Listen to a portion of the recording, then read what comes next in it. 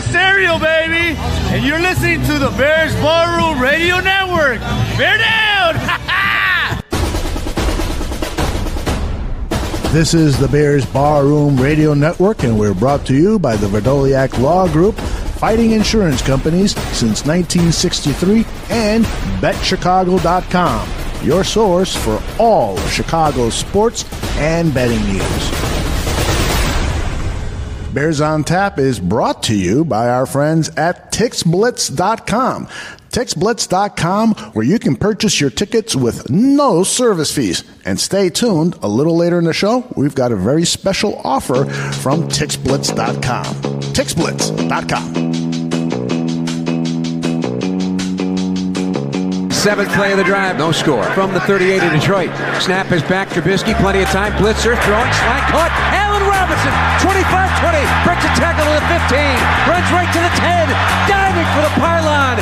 But he says he stepped out inside the 4 to the 3-yard line.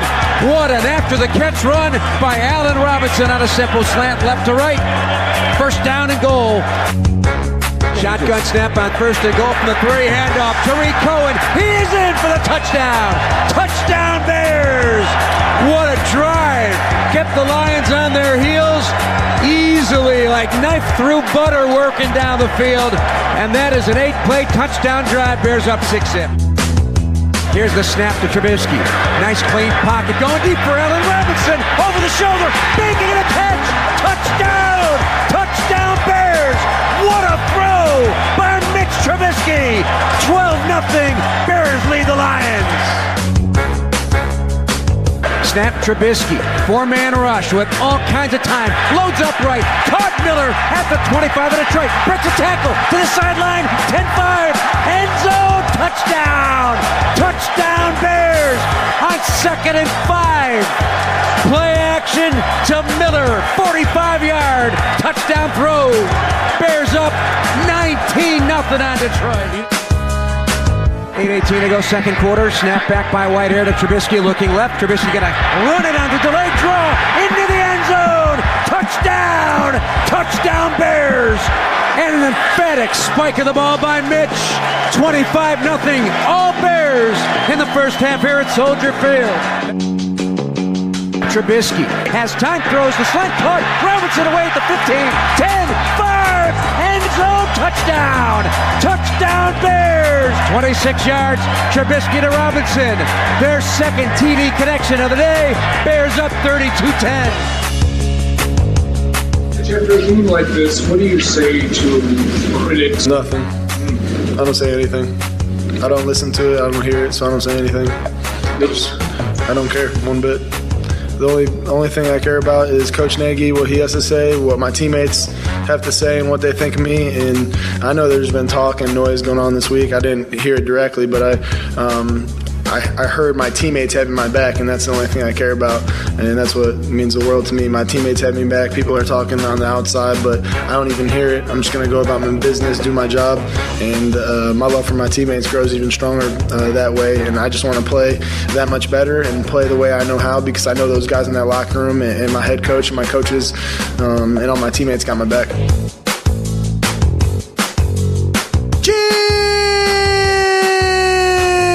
Bears fans, this is Bears on Tap, and you just heard Mitchell Trubisky shortly after having maybe his best performance of his career. The second-year quarterback was 23 out of 30 for 355 yards, 3 touchdowns, no turnovers, and had a rushing touchdown. What a game. He was simply masterful, and my partner Danny Shimon will tell us why in just a few minutes. My name is Aldo Gandia. Danny and I will also talk about the defensive highlights, and there were quite a few in this game, but we'll also discuss some of the unpleasantries that occurred with the defense and special teams. In fact, my opening comment is about the big free agent special team signee of the offseason, Cody Parkey. Yes, I know, the Bears had an impressive 34-22 win over a division rival, so it is uncouth to start with a monologue on how terrible the kicking of Cody Parkey was today. Parkey was 0 for 2 in his field goal attempts and 2 for 4 in his extra point attempts. All 4 of his kicking misses hit the upright in what was truly a bizarre game for a kicker. But it's not those misses that bother me most. It's Cody Parkey missing the point about being great. Based on what he said after the game, Parkey will never approach greatness. He told reporter Cheryl Ray Stout that he doesn't come down to Soldier Field during the week to practice in the stadium's swirling winds because of commuting issues. A little later, he was asked by one of the members of the media gathered around his locker room whether it would help if he went to Soldier Field to practice. His response? Who knows? That's what he said. Who knows? I know this. That attitude almost ensures that Cody Parkey won't be here long in Chicago. Even while Matt Nagy and his teammates were supportive of Parkey in their post-game comments, that doesn't matter. What matters is whether Parkey has the will to win, a desire to be the best. Based on his own comments, Parkey would rather not deal with traffic and has no clue on how the swirling winds of Soldier Field work and no desire to figure them out. Danny and I will talk about this and almost everything else that happened at Soldier Field Sunday. But first, I'd like you to hear this from Bears Girl and myself about our sponsor, TixBlitz.com. Hey, Aldo. I know you weren't at the game and, like me, really wanted to be there. Oh, my goodness, yes. The only thing that would have made this Bears win better would have been to be there live. I know most of our listeners feel the same way, and they'll be glad I'm here with another great promo from our amazing sponsor, TixBlitz. BG, lay it on us, and if our listeners can't jot this down, don't worry, the info will be easily available on our website, bearsbarroom.com. All right, Barflies, you want $50 off your next ticket purchase? Be one of the first 50 Barflies to email TixBlitz at marketing@tixblitz.com with Bears Barroom in the subject line, and you'll receive a special code for $50 off your next TixBlitz order. That's TixBlitz, TixBlitz.com. BG, I met our man Michael from TixBlitz for lunch and learned so much about the company. They really do have the best ticket selection for Bears games with great prices and no service fees. The price you see is the price you pay. StubHub may not be happy that TixBlitz has lower prices and no service fees, but we here at the Barroom sure are. They also have tickets for concerts, other sports, music festivals, every ticket, every venue, everywhere. So you better hurry, Barflies, because this great offer is not going to last long, but the Bears' winning streak will. So go email and claim your exclusive $50 off code now for your next purchase to any event, any venue, anywhere. That's TixBlitz.com, TixBlitz.com, proud sponsor of Bears Barroom. Danny, how are you? And aren't we happy that this Bears team is looking like a legit playoff contender? How are you doing, Aldo? Yes, very delighted for today's victory. Although you had me fired up with those Cody Parkey comments there. It's a good thing you went to that TixBlitz promo there, because man, I would have come out here swearing up a storm. Because don't get me started, man. I mean, you know, the Bears had this game. It felt like the Bears had this game in total control from the beginning, the opening kickoff, you know, towards the end. But for some special teams disasters, and which includes Mr. Cody Parkey, you know, I just want to say, you know, two of the greatest kickers in Bears history, both Kevin Butler and Robbie Gould, both would go down to Soldier Field and practice during weeks where the forecast called for, you know, inclement weather. You know, but Mr. Cody Parkey, Mr. $9 million guaranteed signing bonus or whatever he got, can't go down because of traffic, because of inconvenience to him. Let me take a deep breath. Let me calm down, because I was fuming today during the game, And now again with this, with these post game comments from Mr. Parkey. Yeah, don't calm down, because this is reprehensible. And again, I hate to start the show this way, but what he said after the game to me is the headline of what happened today. Despite the fact that Trubisky had such a milestone game, this was truly a milestone game. I know he had those 6 touchdown passes against Tampa Bay, and that was a milestone game too. But today, his mastery was so impressive. But what Cody Parkey did on the field is no match for how he handled it when he addressed the media, to have this aloof attitude and to show such a disdain for improving himself and being what a Chicago Bear should be, which is somebody who strives to be the absolute best. That pissed the hell out of me off, and I was going to give this guy the benefit of the doubt. I was going to say, well, I'm still not ready to cut cord with him, but when I heard his comments after the game, I was just riled up, and I still am, brother. I still am. I mean, even after the missed kicks, he's pointing at the goalpost and laughing this thing got in my way. Dude, this thing doesn't move. It's right there. It's a solid object. You got to hit it in between the goalposts. And then the smirk on the sidelines. I know, it's not life or death or anything like that, but come on, man. I mean, if this was a close game, these kicks, these 8 points could have cost the Bears a game. So it's one thing to laugh it off and just and I hate saying anyone should lose their job. I don't like saying that, but today, I mean, I said the Bears need to cut him or at least bring in some kickers and let him sit there and sweat out a little bit, because right. You're not bringing anybody unless I've missed it. They haven't brought anybody for tryouts. They haven't, right? Yeah. Bring some guys in. Let this guy sit there and sweat it out a little bit, because now he thinks, because I got this guaranteed contract, I can miss these kicks and don't have to worry about it. Bring someone in, let him sweat it out, and maybe that way he'll start making his kicks. Again, he doesn't want to miss these kicks. I know. And if we actually paid him money to hit the goalpost 5 times, he probably wouldn't be able to do it. But the fact is, you're a professional. That Soldier Field winds pick up. I mean, things the climate can change on a from quarter to quarter. Go down there, get prepared, and get yourself ready. Now, I don't think there's an issue with the Park District letting them get down there, because I know previously Robbie Gold, Brett Mader, his holder, and the long snapper Patrick Manley would go down there during the week, and they would kick, for prior to home games. Why can't these guys go down and do it? That's what I want to know. Now, if it's a coaching staff telling them they can't do it, that's one thing. But if he says, "Hey, I want to go down there and do some kicks during the week," I don't know if the Bears management or coaching staff will tell him, no, you can't do that. I agree with Hart4803, who says if special teams doesn't improve, it's going to bite the Bears in the ass, and Ryan Pace wasted a playoff opportunity run. And Harp is so right, because this is becoming a issue as the Bears move closer and closer into a playoff position. There are going to be tight games that we have to rely on the leg of Cody Parkey. And right now, he is eliciting no confidence whatsoever, at least from the fan base. Now, he did get supportive comments from Matt Nagy and his teammates, but I was.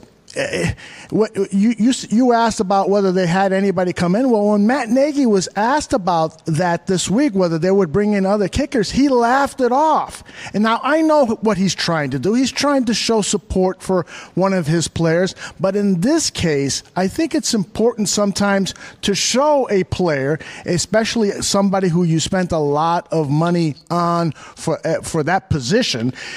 You need to tell them, hey, that money doesn't guarantee you a job, buddy. It doesn't. And that's what you're saying. But in addition to what Hart4803 was saying, the special teams overall today was really sloppy, and we used to have to start questioning the job of Chris Tabor. The Lions fired their special team coach, Joe Marciano, last week.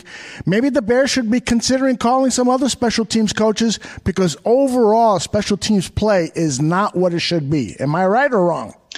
I mean, coverage-wise, I think they've had a decent season. I know that Cordero Patterson return really sticks out on top of my head here in terms of some bad coverage and some bad kickoff play. But in terms of actually firing the coach, I'd hold off on that at that point. But at this point right now is like with Cody Parkey, going back to him, if he makes his kicks. These games, this would have been a 20-point blowout instead of a 12-point win. Again, it didn't factor into today's game, but my concern, along with Shane going back into the preseason, was that Cody Parkey was not the answer to the Bears' kicking problems. And I've been saying on this program every Sunday, the Bears have a kicking problem, guys. The Bears have not. I don't care if Parkey goes and makes 3 out of 3 in a game. The next week, it's up for the grabs again, because you never know. This kid can miss from, inside the 40s to, obviously we know outside the 50-yard, kicks, those are,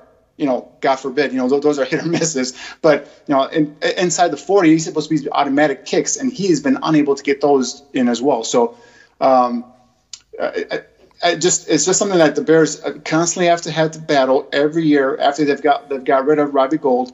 I know it's a different coaching staff and everything like that, but it's just, finding these kickers, finding reliable kickers is very hard to do in the NFL. And to tell me that you're not going to bring in at least challenge this guy, during the week is insane. You have to at least light a fire under his ass and let him know that, hey, you know what, your job is not guaranteed. Your roster spot is not guaranteed. So that's what I would do. I would go to Cody Parkey and saying, hey, Cody, I still have confidence in you. I know you had a bad day. I want you to go over to Soldier Field 2 days this week, practice kicking over there. But also, by the way, I'm bringing in a few kickers here, because if this continues, frankly, we might have to make a change. So don't let it bother you. Just focus on your job. But, hey, this guy and this guy are going to be in this week. Now, I want to change the subject because I don't want to think about Cody Parkey anymore. It makes me sick to my stomach, and so the next time I'll probably think about him is when I'm in the bathroom doing a number 2. So let's talk about the game overall. There's a lot of great things to talk about. There's a few other not so great things, and we'll get to that. But let's talk about the good things, and let's start first of all with Matt Nagy's report to the media. Some of his opening comments. Let's listen to this. As a team, really happy with the way the guys came out, played a complete game. A lot of learning lessons within the game for the players, for myself and our staff. But it's nice to be able to teach off of wins. And I think the biggest thing is when you come out of these games healthy and you get the win, it's a lot easier. And so all 3 phases had highs and all 3 phases had lows. That's a part of sports. That's a part of football. So how do you teach off of that? How do you stay positive? Individually, I thought Mitch probably had his best game of the season, without a doubt. He was on fire. He was efficient, threw the ball with conviction. His eyes were great. Really, really super proud of him for coming out here and playing that way. He played confident, and I like that. But it's not one person. Just like when someone doesn't play well, the line gave him time. The wide receivers ran awesome routes. The backs protected, and collectively we got off to a good start in that first half. And then it was a little different in the second half. But that's just how the flow goes.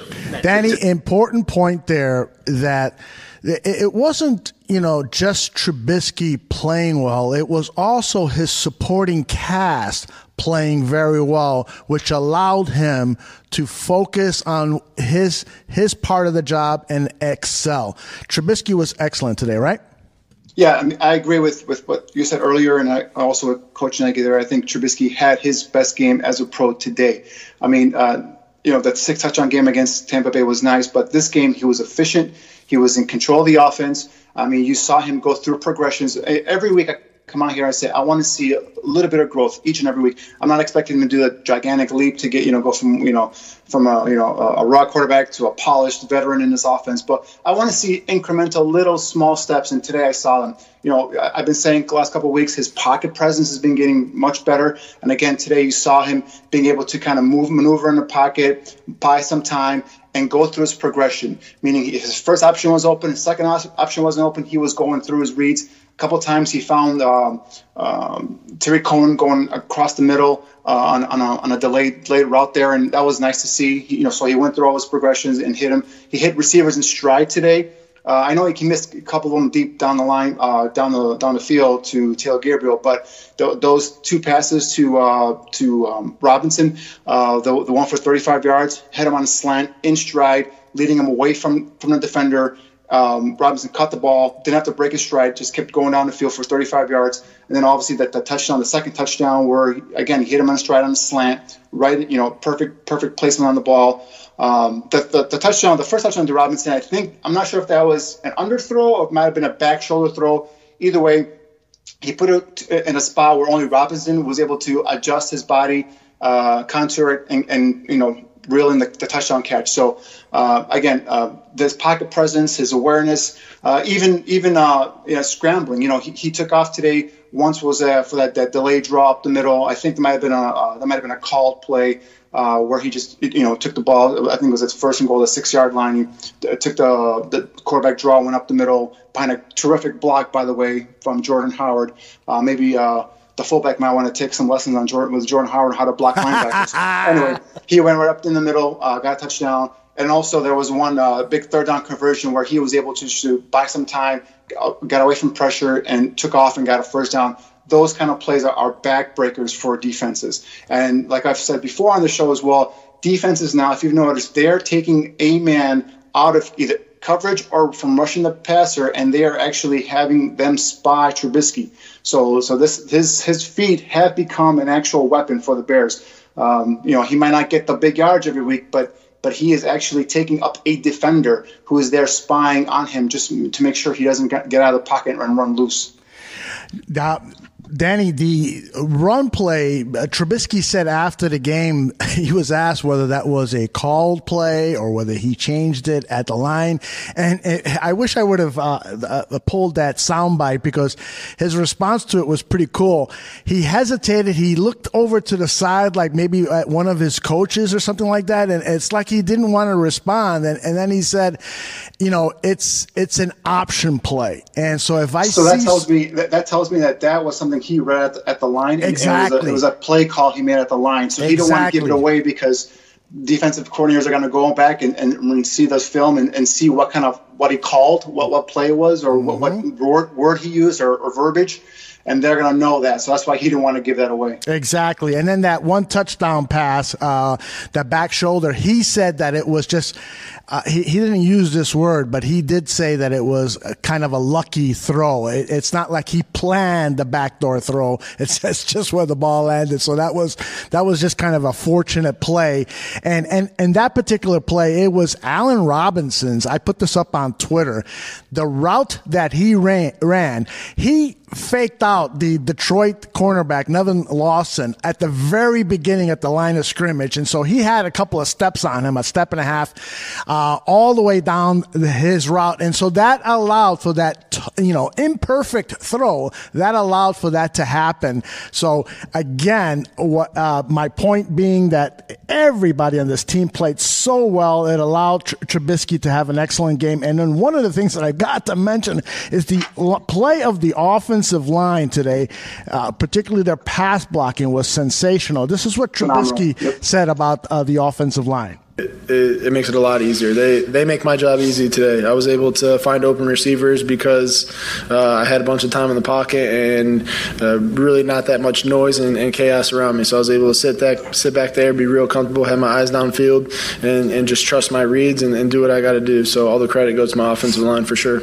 I heard you say phenomenal when I mentioned the offensive line. Talk to me about that O-line today.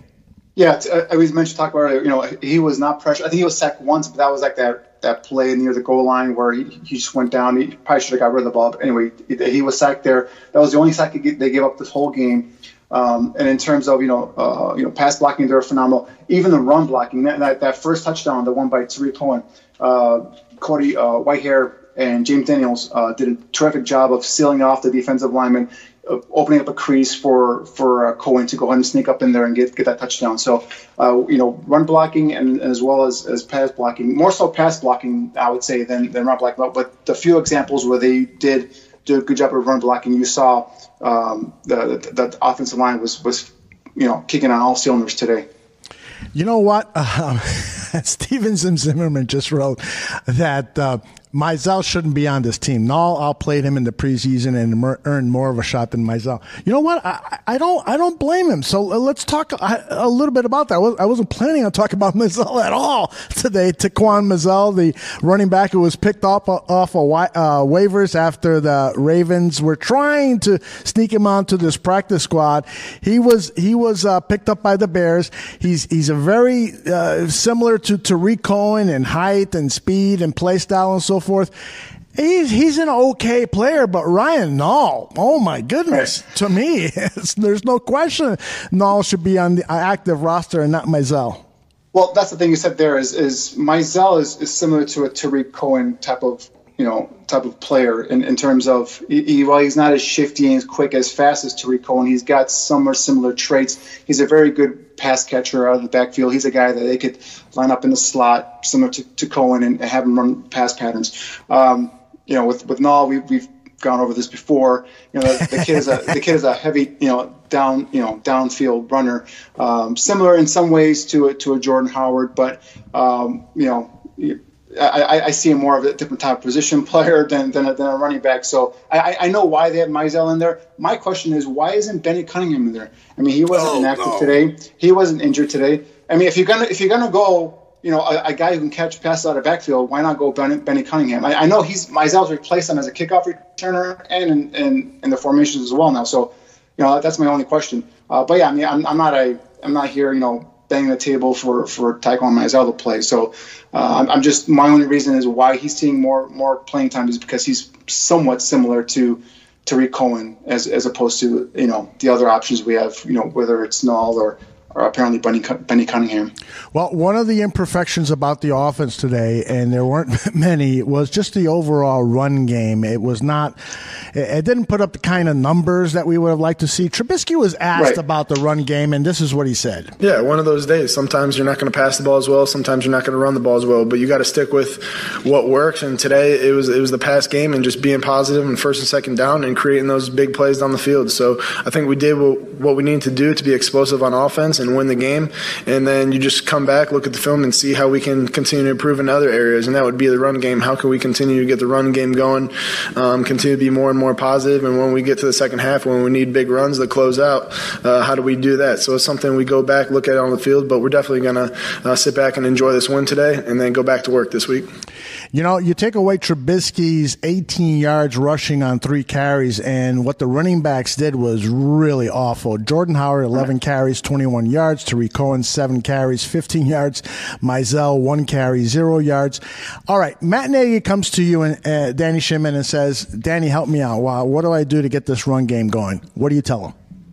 Well, it's funny because I've always been here, week in, week on saying we need to just give Jordan Howard between 20 and 25 carries. Stats show if he gets more than 20 carries, the Bears are undefeated this season. So, but he comes back during the week and he says, if you listen to him, he says, we need to learn how to block it better. We need to learn how to run block better. So I guess I got to go back to him and say, all right, where do you need to learn run block better? I mean, 11 carries for Jordan Howard to me is not enough, right? I've said, he's got to get a minimum 20, 22 carries, let him get lathered up, and that way you can see. Now, when I watch the tape off of like the initial TV tape, I mean, I see the offensive linemen gaining leverage at the point of attack. I see them creating creases and creating holes for these running backs to get through.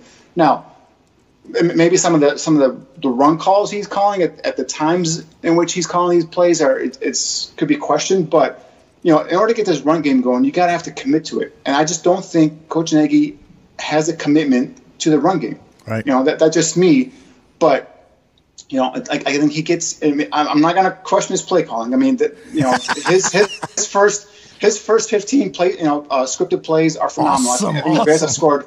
I think the Bears have scored in every single opening drive they've had this season. I may be incorrect there, but I'm pretty sure that they have, whether it's a field goal or a touchdown. So I mean, the way he calls plays and the way he sets up these game plans going into the games, I'm not going to question. But in order for this run game to go, you're going to have to commit to it a little bit. Right. And, I'm sorry, 11 carries for him. I mean, Jordan Howard had 21 yards, as you mentioned. Trubisky had 18 yards on just 3 runs himself. So, I mean, 4 more yards, and Trubisky's your leading rusher for the game. I mean, to me, that's not a commitment to the run game. And if you want this run game to work, you got to commit to it. Plain and simple. That's how it is for me. I listened to portions of the radio broadcast today, and I thought that Tom Thayer said it really well. He said, you got to try to get Howard going earlier in the game, not just kind of rely on him in the middle or latter parts of the game when you've got a lead, but also try to get him going earlier. And I think that's part of the issue with Nagy, is that he is so intent on establishing Trubisky earlier that he has put Howard as a second or maybe even third or fourth priority. So his priority, because he's a quarterback whisperer, quarterback guru, offensive genius, and so forth, he wants to get that passing game going, get Trubisky's confidence going, and then with Jordan Howard, it's the third, fourth, fifth thing on his priority list. I think that's what the issue is here. And I think it goes by series. Like you'll notice there's a series where, it's 2 straight handoffs to a running back, whether it's Howard or Cohen. And then another series, it's 3 straight passes or 4 straight passes. And it's like, all right, you got to mix these in with, and for example, I take it week by week, right? Last week I said, all right, for example, the Buffalo Bills defensive line was really winning at the point of attack. I can see why he kind of went away from Howard, kind of went away from the one game, and then the game got out of hand and so on and so forth, whatever. But today is like Detroit's not stout against the run. This is a game I figured, they were going to just kind of pound the rock and get Jordan Howard going, get Tariq, Cohen going, and it just never materialized. And again, the Bears put up points. I'm not complaining, but I'm just saying if you want this run game to work, and if you have a running back like Jordan Howard, you cannot just give him a handful of carries and expect it to magically, put up yards. You got to have to commit to him, give him, get that sweat going, let him lather up, and let him just keep pounding away at the defensive line, and eventually you'll see this guy, break a 15, 20-yard run, and then that way now you complement Trubisky by having the option of doing a play action, drawing in the linebackers, drawing in those safety eyes, and then getting him over the top. So, but just like I said, it takes a commitment to the run game to get it established, and I just don't see that right now from Coach Nagy. Cyber Plus says, I wouldn't run at Hand and Snacks, though. And he makes a very good point. That is a very, very stout Detroit Lions defensive line. And so I can, if the game plan perhaps just didn't account for running being a high priority, because the Detroit Lions defensive line is good at stopping a run. So, maybe coming into the game, I believe they're lower third in the NFL, if I'm not mistaken. I don't have the stats here in front of me, but the teams were being able to run against Lions. Now a lot of that could have been established prior to them getting Snacks Harrison. Right. I agree. Snacks Harrison is a load in the middle of that defensive line. So, but I think the Bears, like we talked about earlier, the offensive line was getting some good movement at the point of attack. They were creating some holes and creases. And I feel like, maybe this has been an opportunity. This has been a game that they could have possibly, gotten some yards and established a run game. Shy Bears Plus says that the Lions were giving up 146 yards per game coming into the game. So that is definitely supports what you're saying there. All right. I want to turn our attention now to the defense. Unless, Danny, there's something else regarding the performance by the offense today that you want to share with our audience. And I'll ask people in the chat room as well if there's anything else regarding the offense that they'd like us to talk about or that they want to share with us to get on the air. And one thing I wanted to point out was we already said that Trubisky was his best game of the season, but also I like the way he distributed the ball equally to multiple receivers. Allen Robinson had 6 receptions for 133 yards. Anthony Miller had 5 receptions for 122 yards. Trey Burton had 4 for 40. Cohen had 6 receptions out of the backfield for 29 yards. So I like the equal distribution where no one can really focus on one guy, right? So I like that. I like to be able to, remember at the beginning of the season where Trubisky seemed like it was either Allen Robinson or Trey Burton. He wasn't really getting connected with anybody else. But today, these last couple of weeks, we've seen, Anthony Miller get involved more. So I think that chemistry between him and Miller is building up, and now you add a third, possibly fourth option, weapon, in terms of the offense, defensive coordinators have to worry about on this offense. That's key for the Bears going forward. with both Wims and Kevin White being inactive today, you pretty much had a good feeling that Allen Robinson and Taylor Gabriel were both 100% coming into this game. So that made you feel good about that. And boy, oh boy, did Allen Robinson have a great game today. That probably his best game as a Bear to date. Just a big presence, running precise, clean routes. Like I mentioned earlier, he beat that corner and clean off the line of scrimmage, had a step or two, leverage over the top on him. So big game for Allen Robinson. That's good to see, because if you get him rolling, you get Miller rolling, you already know Trey Burton and Tariq Cohen are threats, and then, eventually hopefully you get Adam Shaheen going as well here, bring back Taylor Gabriel into the mix as well. Definitely looking more and more impressive as this unit, remember, continues to gel, continues to get better. I think, I don't know if you saw this clip from Trubisky, but I did hear him say where they're out there now just playing. They're not thinking. And this is what I've been saying earlier, that he just looked out there like he was out thinking too much. He was out there confused and a lot of things going on in his mind. Now he's out there just playing. And what are we seeing? When we're seeing him play freely, we're seeing those incremental growths like I've been looking for. The pocket presence, being able to go through his progression, tucking and running when he needs to, not just because he feels like he has to. So this offense is only going to get better, guys. This is not. I don't see them going backwards. I see them just getting better and better and going forward. If you're not following Danny Shimon on Twitter, what the hell is wrong with you? It's at DSHIMON56. I asked Danny once why the 5'6", and he told me that it was his number when he played football. Is that correct, Danny? Did I remember that correctly? Football, softball. My favorite baseball pitcher is Mark Burley. He was 5'6" as well. So. Oh, you're a Sox fan? Are you a White Sox fan? I'm a diehard White Sox fan, yes. Look at you. Oh, my gosh. I love White Sox fans because they can drink me under the table every single time. All right. Before we move on to the defense, some of the comments that I'm getting here in the chat room, a lot of talk about Anthony Miller and the sensational game that he had. Let me look up his stats. 5 catches, 122 yards, 1 touchdown. He had that 1 touchdown catch of 55 yards. He was targeted just 6 times and came up with 5 catches. Anthony Miller, and I don't have to tell people this again, but I will.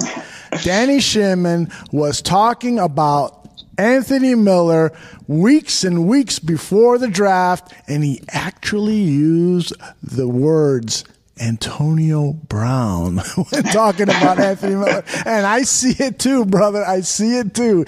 There is some Antonio Brown, and the what I love most about the fact that Anthony Miller is on this roster is that he and Trubisky are building a kinship that's going to last for years and years and years, something that we have not seen in Chicago. I think since the days of Johnny Morris, I'd have to ask Mike North this, Johnny Morris and whoever was his quarterback at the time, that kind of wide receiver quarterback connection, Miller and Trubisky are going to have that for a long time. Pretty exciting.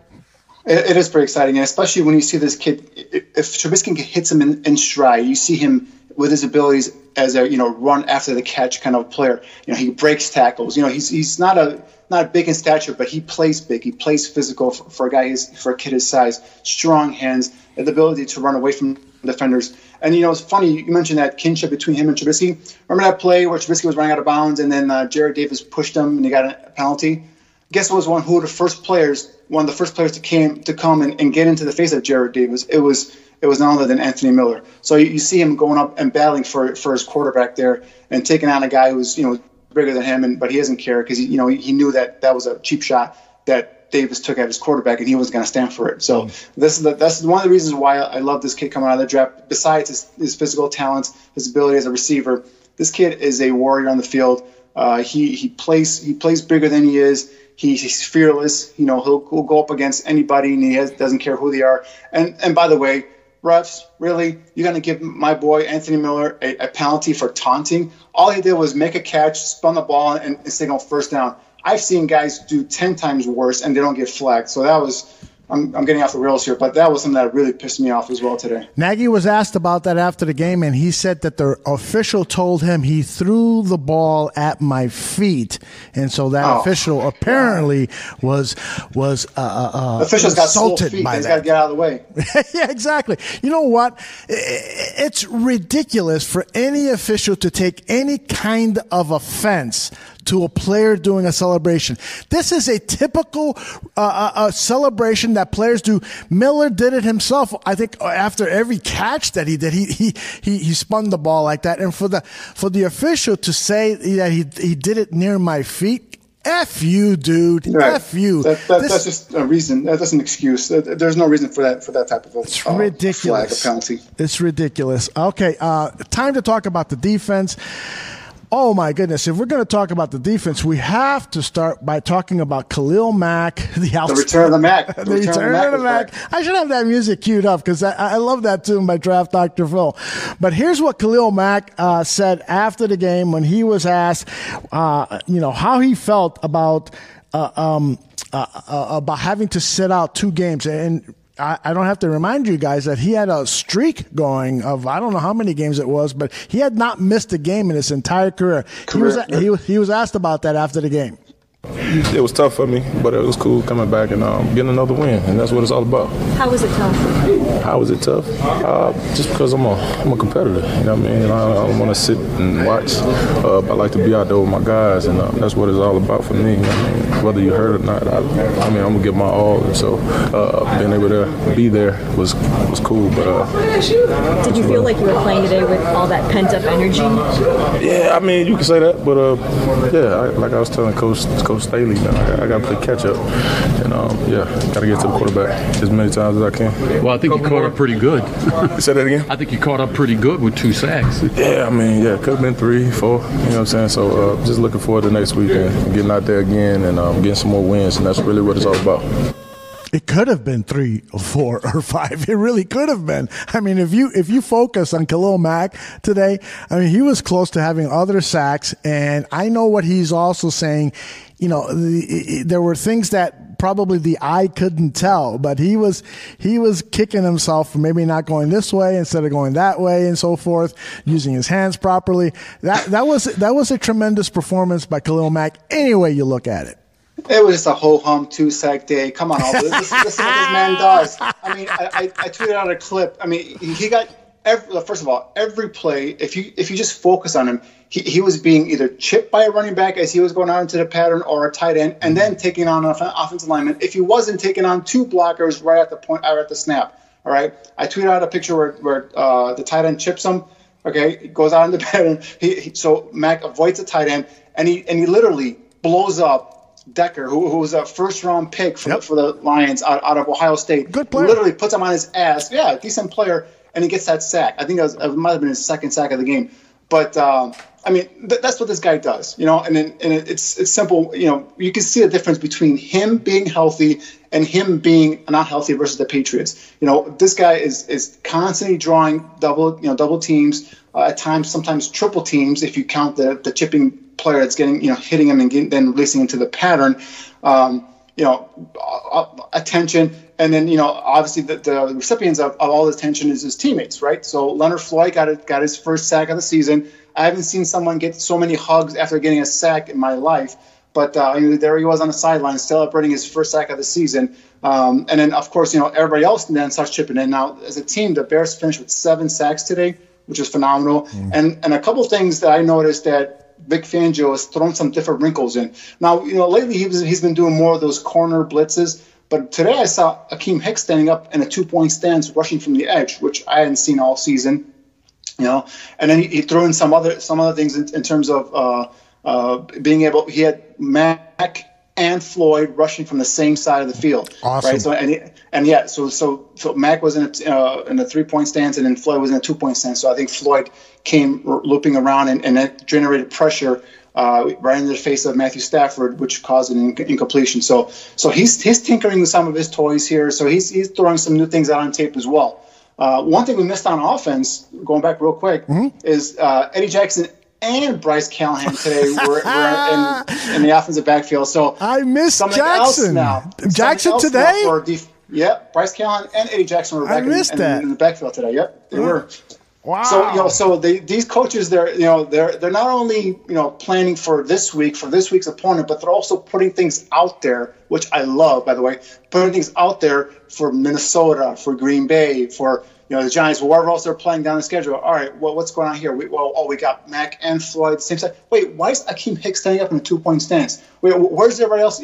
So I like that. I love that. You give these quarterbacks now at the line of scrimmage more to look for, more to think of, get more stuff in their head. Will only start slowing them down. You know what I want to do in talking about this defense, I want to go down the line and mention a few players and get your evaluation of how they played. Let's start with Roquan Smith. I got to tell you, last week I had some issues with his play. The numbers looked good. He looked good. But I almost thought it was kind of a Tarzan Jane thing. The old saying, he looks like Tarzan, plays like Jane. Because this guy's a real deal. He's yes, a real deal. I know that he is. But he's only getting better, Aldo. He's only going to get better. I agree. This is only the tip of the iceberg here with this kid. I agree. But today, based on what I saw, and you're the expert here, I thought he had a near flawless game. 10 tackles, 1 sack, 1 tackle for a loss. I didn't see any of the things that I saw last week, which were mainly in pass coverage, where he was giving up a lot of yards to tight ends and so forth. This week, Roquan Smith played a more complete game for me. The one thing with Roquan is, the one I've noticed, some of his flaws is at times he is too aggressive. He is too fast, meaning he sees something really quickly and he flies to it to the point of attack, and he's a little bit out of control. He doesn't break down, firmly or nicely, and then the player can make a move and get by him. That's going to get better because the game is going to start slowing down for him. He's going to be able to see these guys, not only playing against them, but also see the tape and know their play speed and be able to break down and get there at the point of attack and start making those plays on a more regular basis. You'll see less and less missed tackles. You're only going to see him get better in pass coverage, okay, as he gets to know the league, as he gets to have more experience. Remember, this kid missed most, if not all, training camp, in terms of, some real quality stuff in terms of, practicing and all that stuff. So this kid's only going to get better. Just the tip of the iceberg. Did you notice his closing speed? I mean, this kid, he doesn't even have to start in post snap or by the time when the ball is snapped, he doesn't have to start going towards line of scrimmage. He waits there. He waits and sees if his guy, possibly the running back, is going to leak out into coverage, then he flies out after the running back. But if not, so he waits like 2-3 seconds and then he blitzes up the middle and still gets to the quarterback. That's because he has this tremendous closing speed, and that's what makes him a special athlete and a special player. Talking about a special player, Bryce Callahan. Oh, my goodness. This guy has to be, I can't say that I study the NFL, so I say this cautiously, but he's got to be among the top 5 slot cornerbacks. Wouldn't you say? To me, he's the best nickelback in the NFL, in my opinion. I mean, the growth I've seen in this kid. I mean, every year we'd see glimpses of him on tape or in games, but every year, he'd get injured and then he'd be out for a week or two, and then I kind of push him back. But this year, knock on wood, he's been healthy, relatively healthy. I know he left the game today. I think there might have been a precautionary concussion check, but I mean, this kid is tough as nails. I mean, he's only 5'10", 5'11", if that. And I mean, this guy is a sure tackler. I love him coming off the edge as a blitzer, And in coverage, he had a terrific interception today on Matthew Stafford. He basically deked him into that play, that pass, made him look like his guy was open, and all of a sudden he undercuts the route, dives for the ball, and picks it off. So, I mean, this kid is just – unfortunately, he's a free agent after this season, and I just don't know if the Bears will be able to afford him. Hopefully they will, but I mean, this kid is just having a terrific season. Continues to grow up and get better right before our eyes. All right, so Danny, the finance guy over at the Chicago Bears, comes to you, says, all right, Mr. General Manager Danny Sherman, we've got enough money to sign one of these two guys, Bryce Callahan or Adrian Amos. Who are you going to say, let's target this guy first? Bryce Callahan. I don't have to think about it. Bryce Callahan makes more impact to me. Amos is a good player. Don't get me wrong. Oh yeah. Don't think I hate Amos, But in terms of being able to, like we just said, he covers the slot receivers. He can blitz off the edge. He is terrific in terms of open field tackling, and he's tough as nails. The only thing about him was his size and his inability to stay healthy. If he can stay healthy, this kid is top notch. And I've even seen him play outside on outside the numbers on outside receivers as well in terms of cornerback. Now his height might be an issue there, going up against a bigger, taller, stronger receivers. But I mean, I wouldn't put it past this kid to be able to guard anybody in this league. Just his play strength, his toughness. And he's smart too. He knows coverages. He knows how to read offensives. What they're scheming, what they're trying to do. So definitely this. If I had to pick between one of those two players, and I think if Pace is given that option, I think he would go Bryce Callahan first as well. All right, I need to talk about Eddie Goldman because Eddie Goldman, I love, anybody that knows me knows that I love movies. I am a movie aficionado. And so when we talk about Eddie Goldman, I kind of make the analogy that Eddie Goldman is one of these guys where he's a great movie that most people don't understand. You know what I'm saying? It's like one of those movies where people say, yeah, I saw that movie. I hate that movie. That movie didn't make any sense to me and so forth. And I'm thinking to myself, oh my gosh, it's because you just don't excuse me. I didn't want to swear on our show. It's just because you don't effing understand what this movie was about. And a lot of people just don't understand what Eddie Goldman does for this team. He's phenomenal. And he had another phenomenal game today. Right. And again, the stats won't indicate just how good he was today. Right. Not only was credited 4 tackles, right, and a tackle for loss, but the fact that he takes out blockers, and we discussed this last week, and every time I bring up Eddie Goldman, or you bring up Eddie Goldman, I say the same things. He's just really underappreciated on this defense. He's a guy that's a rock in the middle of that line. He's a guy that takes out blockers. He allows Trevathan and Roquan to run freely to these ball carriers. This is something that this defense was designed this way, to have a guy in the middle of nose guard that'll be able to occupy tacklers and be able to take on blockers, and then allow these linebackers to free flow to the ball. So again, what he does will not go noticed by just a general casual football fan, because he won't have the big sack numbers. You won't see him doing anything flashy on the field. But what he does game in and game out is just clog up that middle, clog up those running lanes for those running backs. And you notice when the Bears get run on, it's never up the middle. It's usually to the outside. So, and that's because Eddie Goldman's in there clogging up those lanes and occupying those blockers, allowing his linebackers to come up and do their run fits. Danny, did you get a chance to see Draft Dr. Phil's Tape Never Lies piece on Leonard Floyd? This past week, I did not know. What the hell is wrong with you? Yeah, I know. Just kidding. I know you're a busy man. But I thought, and many people who saw it, thought that Draft Dr. Phil did a really nice job of detailing what is happening with Leonard Floyd. And in the clips that he picked, man, so many times Leonard Floyd was just on the ground. He was being chipped and he'd go on the ground. He was being blocked head on. He'd go on the ground and so forth. I did not see as much of that today as I did in the highlights. And so I'm interested to see what you have to say about Leonard Floyd. He, by the way, got his very first sack of the season today. So and got hugs by everybody on the side. That's right. Yeah, because clearly it was psychologically affecting this guy. But I want to know, forget about the psychological aspect of Leonard Floyd.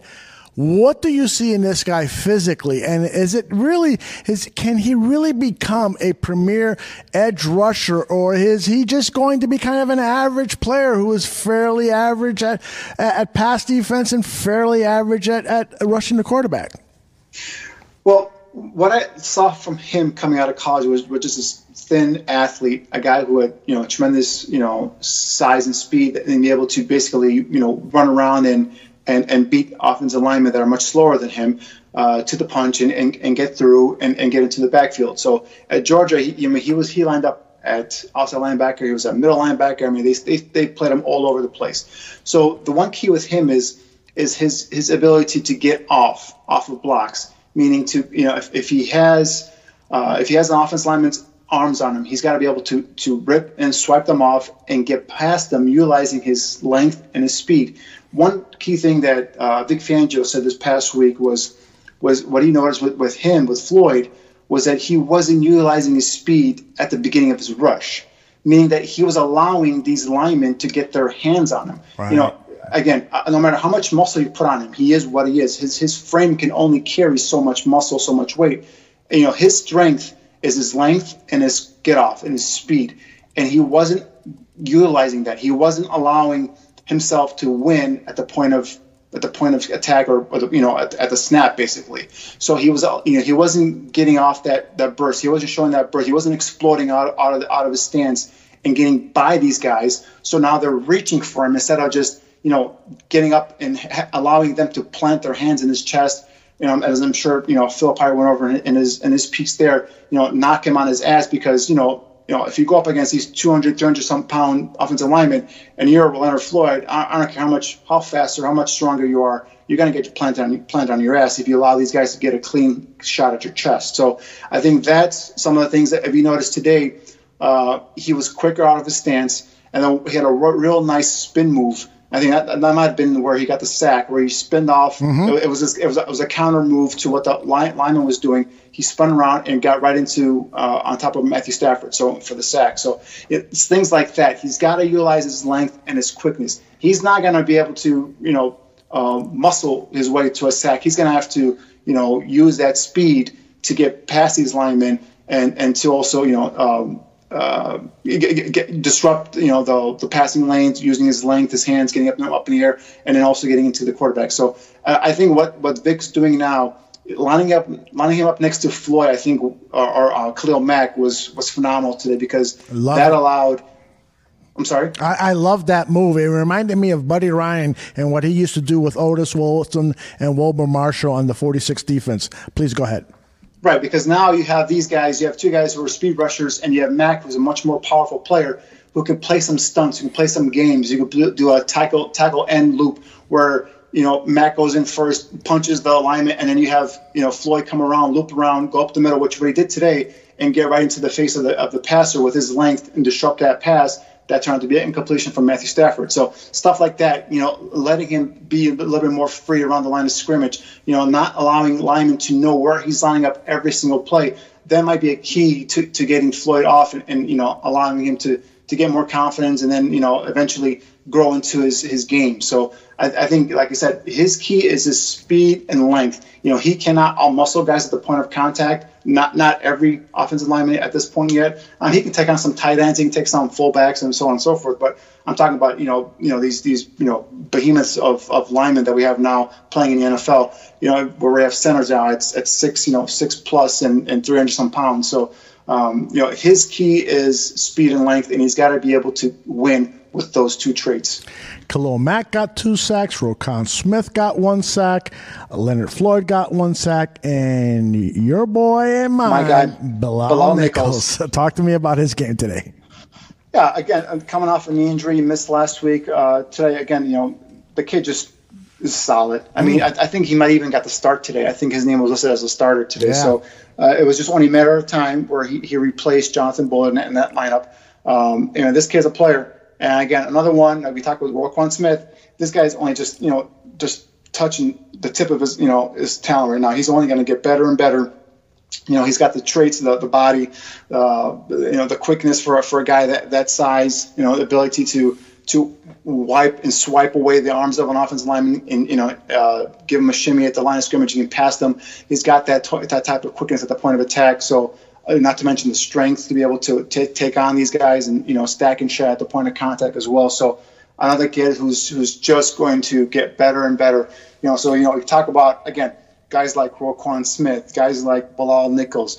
If they can sign him, guys like Bryce Callahan, young guys that are, Eddie Goldman, guys that are, being drafted and developed and turning into pillars on this defense. This is how you build a defense like this. You start drafting these guys and you develop them with these traits, and now you become a rock-solid defense. Now, we've talked about a lot of the good. We didn't cover all of the good in the defense, but we have to turn our attention to some of the unpleasantries, as I put it at the top of the show, of the defense. And the headline here is that the Bears were outscored in the second half 22-7. And you can blame a little bit of that on the offense. They could have extended some drives and so forth and kept the defense off the field. But there were some issues with the defense. Can you please go into them for us? Yeah, I mean, some of the things, again, we're talking about finishing, right? Finishing off games, playing a complete, 60-minute game. And there's lulls that this defense goes through that they allow big plays down the field in terms of, I don't know, it's either, like a big run or a big pass completion. So things like that happen. And I just don't know if because they have a lead and they feel like they can go out there and pretty much the other team is going to quit. They're not going to quit. That team's not going to quit. That team's going to keep fighting, unless of course they're the Oakland Raiders and they quit on their coach already. But that's a different story. But I mean, teams are going to fight and they're going to keep coming after you. And they're just the lulls defensively that I see, whether it's a mental misplay here, allowing a receiver to get by you because you thought you have over-the-top safety help when you don't, when the coverage is they're playing two different coverages. Stuff like that I really wish that they would clean up. But it's funny because we see these lulls, at least I see them, or I notice them, when they're up, when they have a lead. When the game is tied or if they're trailing, you typically don't see this kind of stuff. So I don't know if they just lack of focus, concentration thing. I'm not sure what it is, but it definitely is something that, once you have a team down and you just want to keep attacking them, you never want to let up. If it takes to the point where you got to say, hey, this is a 0-0 game, no matter, don't look at the scoreboard, just keep playing your game, keep attacking these guys. That's what I want to see. And just there was a couple of times in the second half, there were some, third and long conversions that the Lions were able to get rather easily, which kind of bothered me. Mm-hmm. When the game got a little bit, the Bears got like a 19-point lead. I was like, oh, okay, now they can probably rest Mac a little bit. Mm-hmm. No need for him to be out there. But no, next thing you know, they scored and they got and then they got the onside kick, and I was like, now you got to put Mac back in there again because it's like, come on, you want to be able to just when you have a team down, just go for the throat, go for the jugular, finish him off, and I'd like to see that develop on this defense. Yep, I agree with you.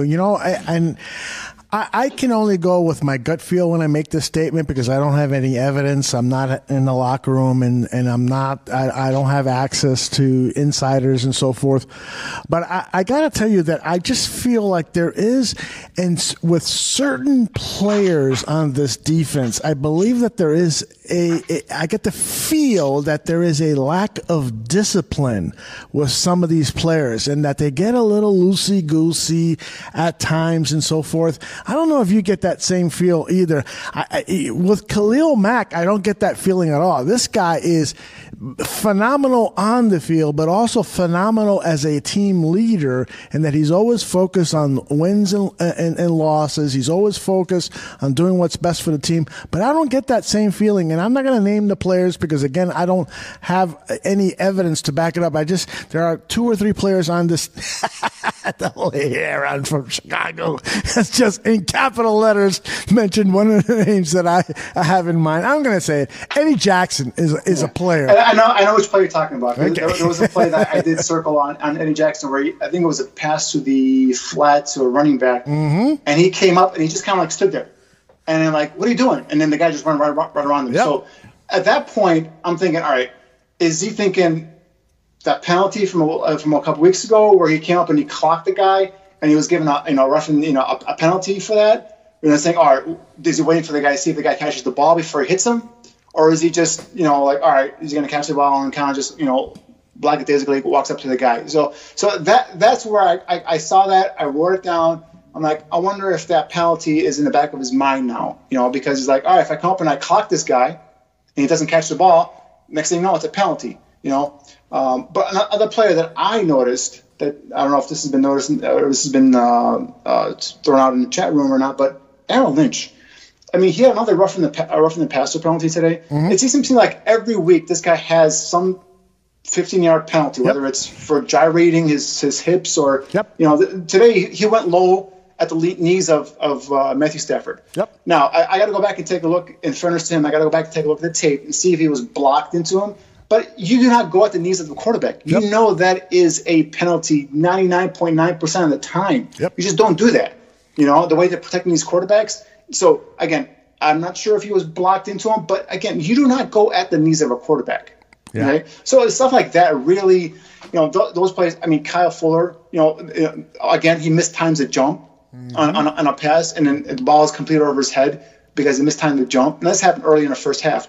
But, stuff like that is like, all right, it happened to you once, fine, whatever. Twice, but 3 times, just don't jump for a ball now. Just wait till the ball comes to you. I mean, I don't tell you, because third time now he's jumped for the ball, mistimed it. The ball has been completed over his head for a big completion.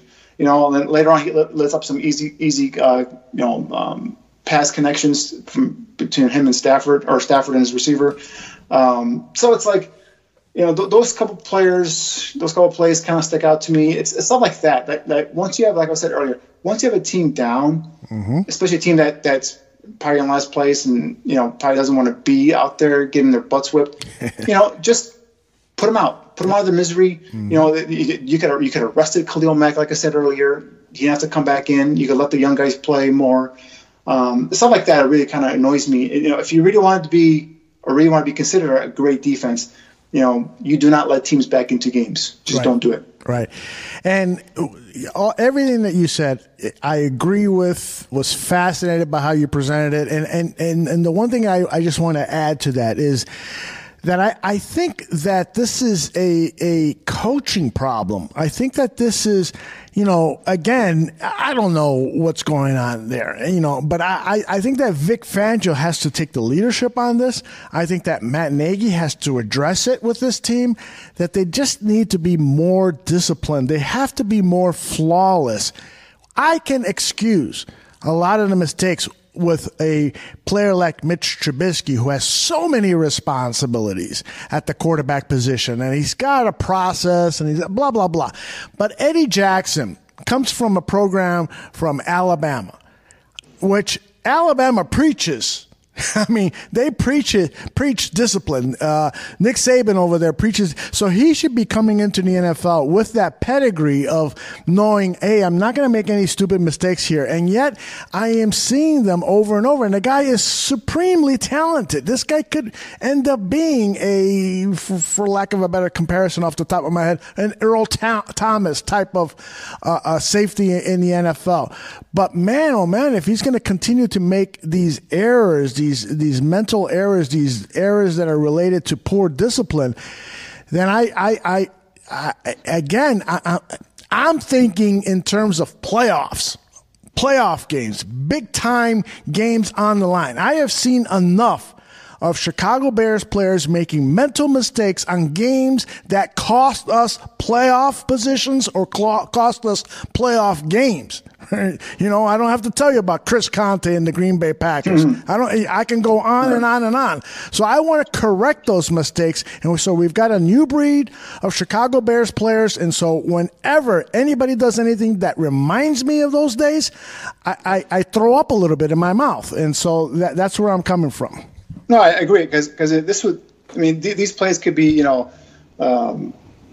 something under the rug, if you will, if because the Bears won by 12 points and it's like, oh, whatever. But like you said, if this is a close game and this is a playoff game and you lose a playoff game because of a missed tackle or just a lapse of judgment or just poor execution, that really is going to gnaw at you and get at you as a fan and also as a player, I would assume. Now, the one thing I did like what Coach Nagy said was, there's a lot of stuff that they could teach off of these tapes, right? But it's good to teach off a win as opposed to a loss. So hopefully some of these lapses, on defense, not being able to finish off an opponent will be something that they'll teach off. They obviously have a lot to teach on special teams, that's for sure. In terms of kicking and onside recovery and all that stuff. So the one thing about Anthony Miller, like I said, I love the kid, but I'm not sure what he was doing on that onside call, that onside kick where he batted the ball. The ball ended up going forward. And that ended up giving the Lions another chance to re-kick, and then they were able to recover the onside kick. Dude, just catch the ball. Just catch the ball. You're on the hands team. Hold on to the ball. I know you're tough, so I know you're not scared of the ball. You're not scared of being hit. grab the ball and go down. There's no need for you to bat the ball out of bounds, which then offset a penalty on Detroit, which allowed them, like I said, to re-kick and then to eventually get the ball back again. So stuff like that, it's got to clean up. You can't be doing that kind of stuff. And so, but Nagy did say there's teachable moments on this tape. It's obviously it's better to teach off a winning tape than off of the losing tape because you get the W obviously. But this is stuff that they definitely need to clean up, and they definitely need to shore up if they want to be considered a legitimate playoff team.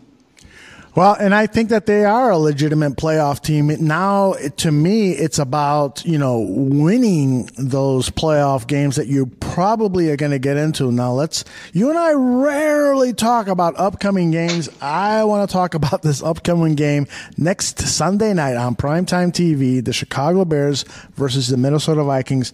This, in my mind, is one of the biggest regular season games the Chicago Bears will have played in the last several years.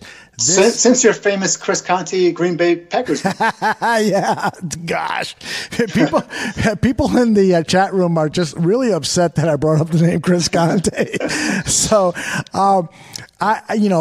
this game is the measuring stick. You've got to protect the Soldier Field. You've got to go out there and beat a team that many people think is superior to the Chicago Bears. You've got to go out there as an offense and play well against a very good defense. And you've got to go out there as a defense and take advantage of the deficiencies that Kirk Cousins has shown on offense as a quarterback in the NFL. What do you think about this upcoming game? Yeah, this to me is a statement game, right? There's a lot of noise around the Bears, right? Trubisky mentioned it in his press conference, a lot of noise outside the building about Trubisky and whether he's any good or not, and all of his success it basically been attributed to the play calling and the scheming abilities of Matt Nagy. There's a similar noise around the Chicago Bears. There are a lot of outside national, reporters or whatnot, people around the NFL who were saying, who have the Bears beaten? Are they legitimate? Well, you have a showdown for first place in your home turf. You've been flexed to a primetime game on Sunday night. This is where you guys can come out now and make a statement. I'm not saying you have to go out and annihilate Minnesota, but you got to come out and play a good game, a solid 60 minutes. Like we said, no lulls in between. Come out and beat them and win this game and take a pretty, I don't want to say commanding lead of the division, but a pretty good stronghold of first place and set a tone, set a statement within the NFC North to say, hey, you know what? We're for real. We're here to play. We're not a fluke. We're a young developing team. We're only going to get better, and we're already this good, right? That sends a statement to the rest of the NFL and especially your division. So next week's game, in my opinion, is a crucial game. Like you said, Aldo, I think it's the first game since that infamous, we'll call it, Green Bay game that the Bears have played in a long time. I remember like last year was I think the Bears were right around flirting with 500, and they're playing the Packers at home without Aaron Rodgers, and that was supposed to be a pivotal game for that season, and they came out flat, and they allowed Brett Hundley to beat them. So I mean, totally different coaching staff, totally different, everything else, but. We don't want them to fall flat on their face. This is the game they can come out, they can make a statement, and they could, like I said, take control of this division. Right. Are you proud of this team? I am very proud of this team. This team is still a very young team, and like we said, and I keep saying this, and I feel like I'm a broken record, but they're only getting better, guys. They're only going to get better. Offensively, they're only going to get better. Defensively, they're only going to get better. Special teams, they have to get better. But the fact is, they're still a pretty young team, and they're already, they're 6-3. They're in first place. They have a head coach who is an innovator, who is in terms of offensive, play calling, who does a great job of scheming, does a great job of keep putting his players in the position to succeed, which I love to see. Defensively, they're led by the Khalil Mack and Akeem Hicks and Eddie Goldman up front, and they're young in the back half, but they're only getting better. Roquan Smith is getting better. Bryce Callahan is getting better. Hopefully Kyle Fuller continues to ascend and get better. So this team is continuing to grow and continuing to get better as the season prolongs. So that's why, knock on wood, they all stay healthy. This team is going to be there towards the end. Now, whether they win the division or not, we don't know. But I'm firmly in belief that they're going to contend for the division title, and I'm firmly in belief that they are going to be making the playoffs this year. Again, knock on wood. As long as they stay healthy, that's what I'm hoping for. Dubai Mark in the chat room says we need to beat Minnesota, Detroit, and New York Giants because there's a tough run after those games. And I agree. Minnesota. I agree too. You got to beat the bad teams, right? But the one thing I do say here is, if I said going into this 3-game stretch versus the NFC North, Detroit, Minnesota, and Detroit again, you got to win 2 out of 3. You got one. You got to win this Minnesota game. The Detroit game is going to be tough, guys. First of all, it's in Detroit, okay? Right. And they're tougher at home. And think about it. They're going to be playing Sunday night, and then they got to play their kickoff, I think, on Thursday, Thanksgiving Day is 11:30, I believe, in Central Time in the morning. So they're going to be playing the late game on Sunday and the early game on Thursday. So that's very tough for a road team to go and go into an opposing team and be able to beat them, especially a division opponent who you just saw 2 weeks prior. So I think that this game against Minnesota to me is of high importance, not only because it's for first place in the division, but also it secures that 2 out of the 3 that I was talking about, in this 3-game stretch, because I think that game in Detroit on Thanksgiving Day is going to be a tough one for them. We're already 15 minutes over our 1-hour show, and here's what I'm going to say. Another round for everybody. Another round. pour him another shot, another beer, whatever you want. Another round, because we're going to talk some more. I agree with the fact that the schedule gets tougher after this 3-game run. But I got to tell you, LA Rams, I think they're beatable. Defensively, they don't scare me. Exactly. Defensively, I think Matt Nagy will be able to scheme against them to put up points. Now, offensively, it's a whole different story, right? And we're talking about these little lapses in judgment or in execution on defense. If you do that against the Rams, you're going to get burned.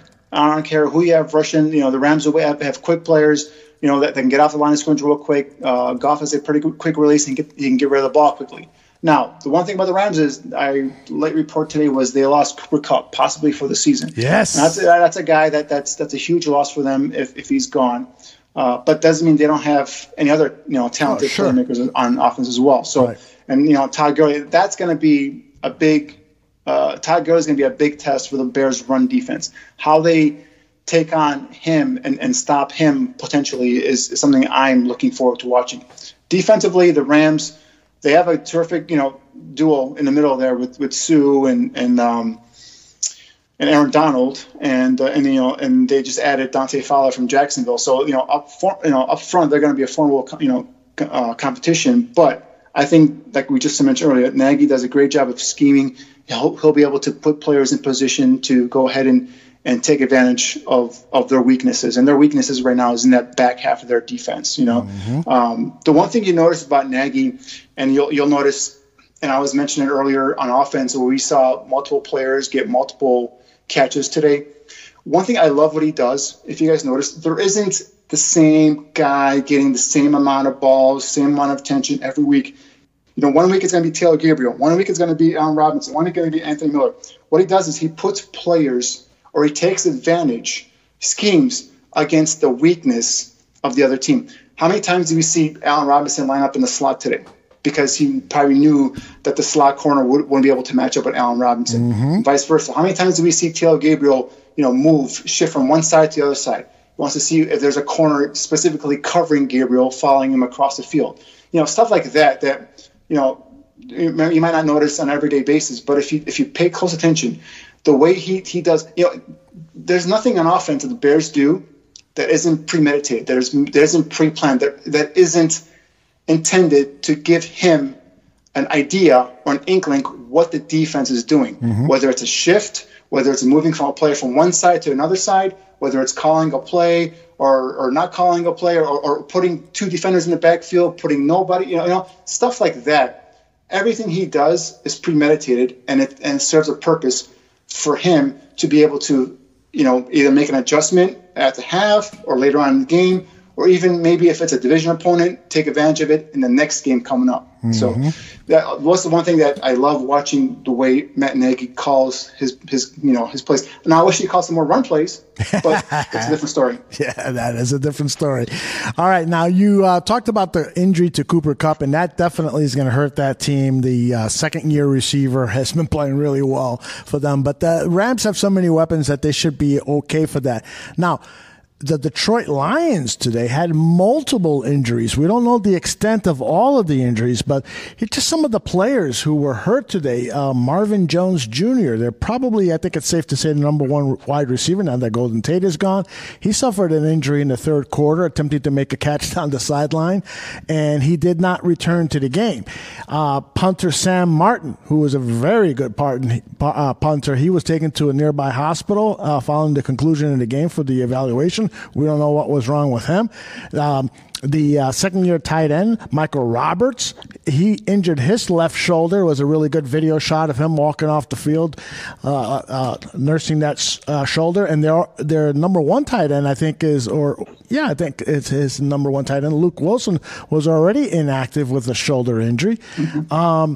And they already came in minus their top corner and Darius Slay. Exactly. Well, playing today. Exactly. So, given that that Thanksgiving Day game is 12, 13 days away from when we're recording this? Less than that. Mm-hmm. That team could be injured to the point that it will be a huge advantage for the Chicago Bears, despite the fact that they're on the road, despite the fact that they're playing on short rest with the Sunday night game against Minnesota, and the fact that the Bears came away from today's game with no injuries is huge. Kyle Long is the only player on this team that it's been a significant injury to this team. And this team, every time you look at a Super Bowl winning team, okay, I said it, a Super Bowl winning team, they have had typically a good history of injuries. The only team that I can think of that suffered a lot of injuries and won the Super Bowl was the 2010 Green Bay Packers. They had a lot of injuries on that team. Well, don't forget the Eagles last year. I mean, they lost their starting quarterback. Great point. Yes, a very good point. But for this Bears team, my point is that the fact that they have had a lot of good luck with injuries this season just portends well for the schedule coming in the next few weeks. Just keep knocking on wood, my friend. Keep knocking on wood, because you know what? We've seen our fair share of Bears injuries, and unfortunately in this game, things can change week to week. So, we still have a game, prior to that Thanksgiving Day game, and then plus just the short time span. These NFL players need time to heal. And I was even thinking about this today. Like, if the Bears are lucky enough to, if the Bears win next week, right? Mm-hmm. They'll be lucky enough, in my opinion. I'd rest Khalil Mack. If his ankle is still not 100%, I'd rest him in Detroit. Looked 100% if you have a player that's still nicked up, I'd rest him in Detroit. Mm-hmm.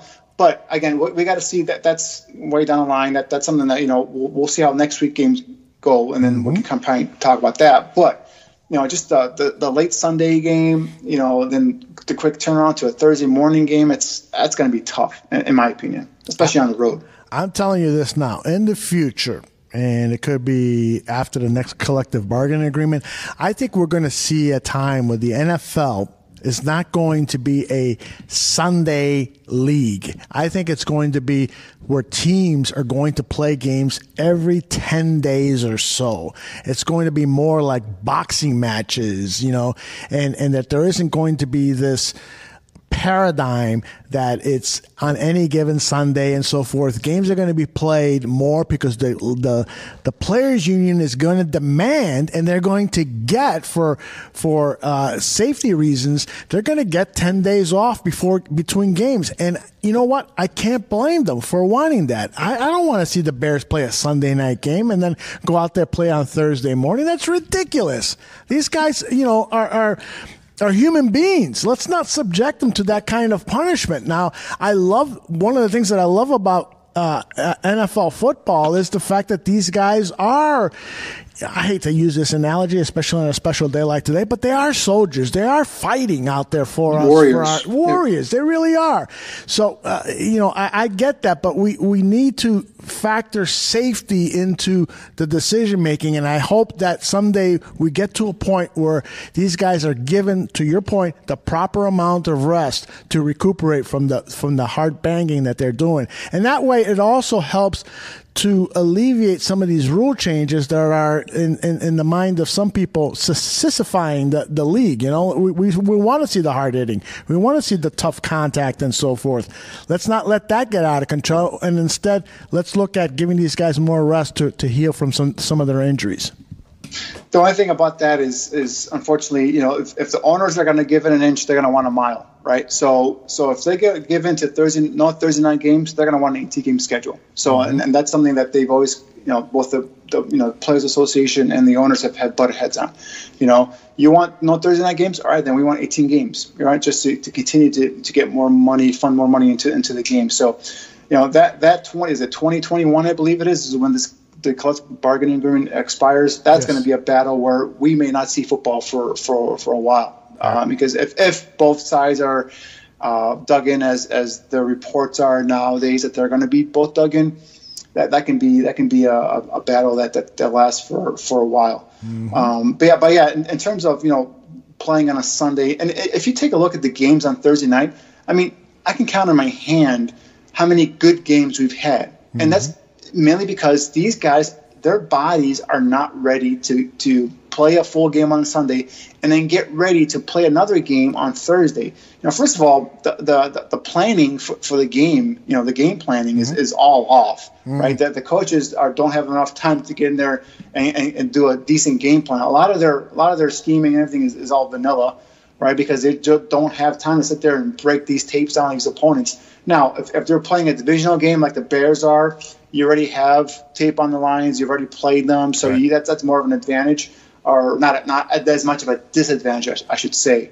But just getting your body ready to play week in and week out as an NFL player, it is one of the most difficult things to do, because a lot of these guys, they go home, they get out, they struggle to get out of bed in the mornings. Yep. They just struggle getting out of bed in the mornings, much less getting ready to play a game, right? So you take away their Mondays off, you take away their Tuesdays, because usually Mondays they come in and get treatment and watch some tape, and then Tuesday they have off. Well, that's all out the whack, because now you're coming in Monday, you're getting treatment, you're watching tape, and you're getting ready to get the game plan. In the Bears case for Detroit for the following game. So, and then depending, now you're not even taking into consideration what happens in the game on Sunday night. Mm-hmm. If it's a tough loss, if it's a big win, if it's a big win, it might be a little bit easier to come in the office next day. But if it's a tough loss, you're kind of strolling in and you're like, oh man, we lost a tough game or whatnot. So, take on, like you said, these guys are human beings. They're not robots. They're pretty much warriors out there every week for us. So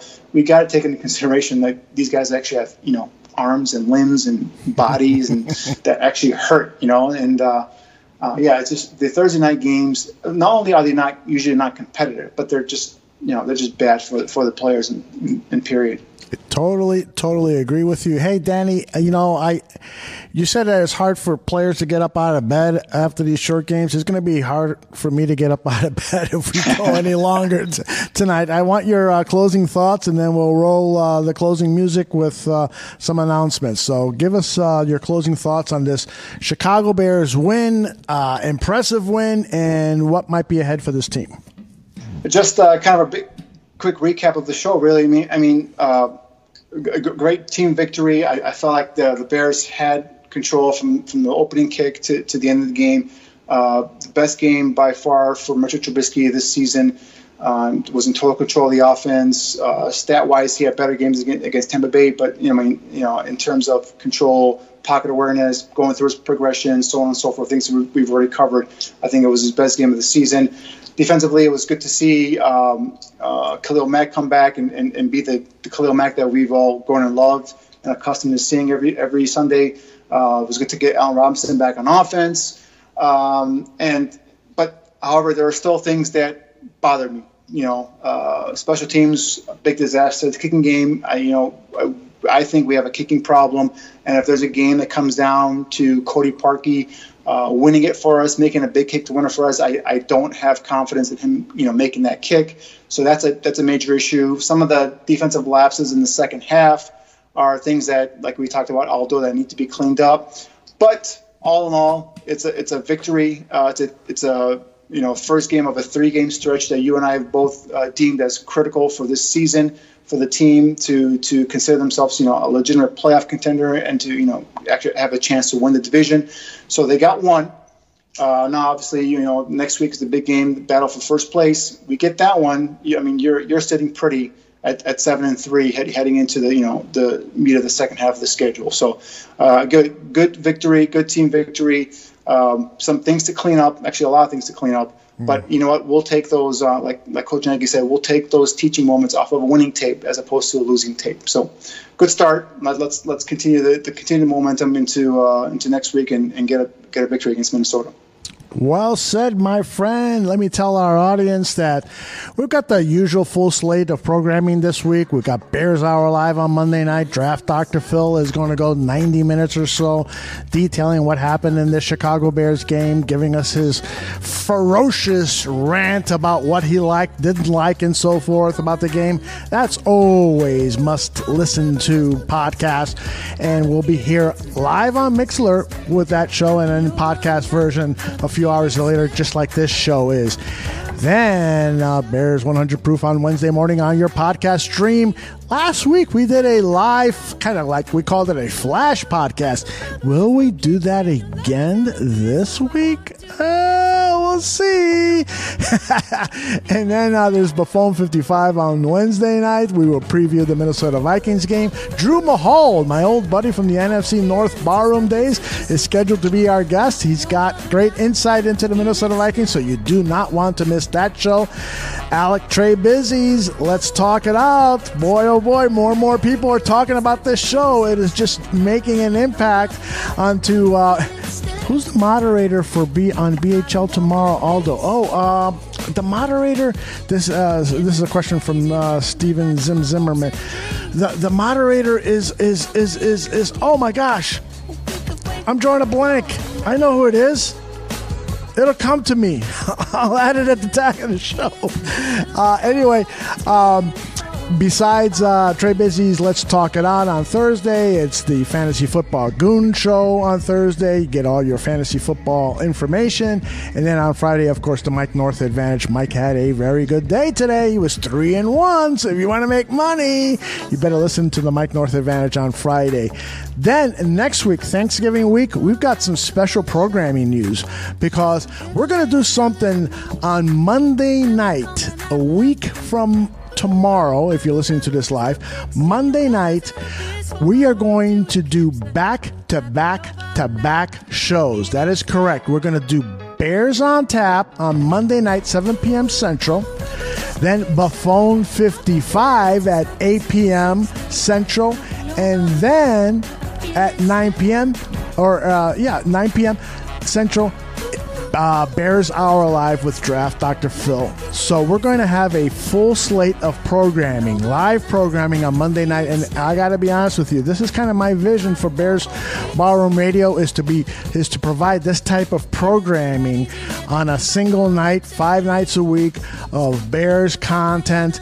And so to see it come to fruition a week from Monday is going to be a real treat for me personally, and I hope all of you will enjoy that. And then the rest of the schedule we'll announce later for the week, but it will be an abbreviated schedule because of the Thanksgiving Day week. Danny, you are the man. I love doing this show with you. Your insight into football and your passion for Chicago Bears football is just part of why I like doing this show with you, brother. Same here, man. The one thing I try to say is the Bears this year are going to make me do something I haven't done in previous seasons. I'm going to start scouting kickers and fullbacks. Kickers and fullbacks? Holy cow. That is going to make for some scintillating reading and analysis. Kickers and fullbacks. Now, I got to ask you, do they still have the fullback position in college football? They do. Actually, they actually do. There's a couple of nice ones that I've seen play so far this season, but guys I think would fit nicely into the Bears backfield, but I'll keep that for a future podcast. I love it. Greg Braggs Jr. says, great show, Aldo and Danny, and I want to thank Greg Braggs. He did a sensational job out at Soldier Field today, bringing interviews with fans and tailgaters. A lot of that stuff will be up on the BearsBarroom.com on Monday if you want to take a look at it. I highly recommend it. He did an interview with Bearsman, the guy that dresses up with the bear headgear and so forth. He did an extended interview with that guy, and you really need to listen to that because that guy is a stitch, man. He's a special guy. And then Greg had some excellent seats for the Sunday game against the Lions, and he posted a lot of great video on Twitter, and I'm going to collect some of that stuff and put it up on the website too, so all of you diehard fans will get a kick out of that stuff. All right, everybody, it is time to say goodbye, and the way I usually say goodbye is by telling you that if you drink, please do not drive, and always bear down!